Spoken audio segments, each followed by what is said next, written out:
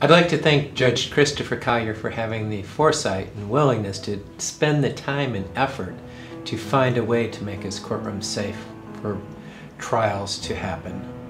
One of the problems that attorneys and everyone in the legal process has been having is, how do we do a trial? How do we actually pull this off where we can keep the ladies and gentlemen of the jury safe, but at the same time, unless there's trials, our justice system falls flat. The hallmark of the American justice system has always been a jury trial, the right to a trial to our peers.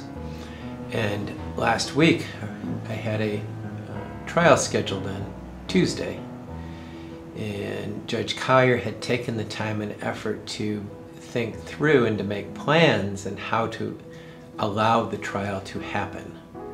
And as it turned out, as often turns out with trials, when you have two sides who seem to have irreconcilable positions, a trial seems necessary. However, oftentimes one side or another blinks before the trial. Well, in this particular case, we end up settling the case on Monday for 5.5 times the best offer we had at mediation.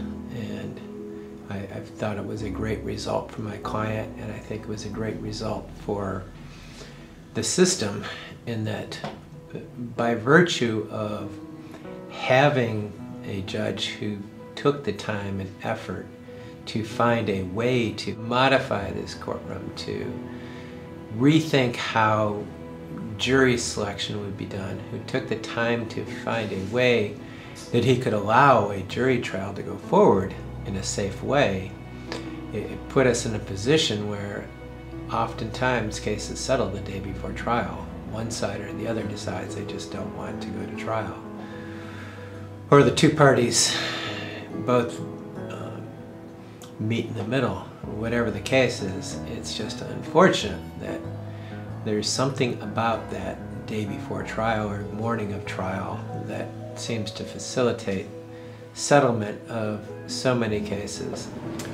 I'm so grateful for judges like Christopher Collier, who put the extra time and effort in to take a serious look at how to make it happen in a safe manner for everybody. Because the reality is that there's a backlog.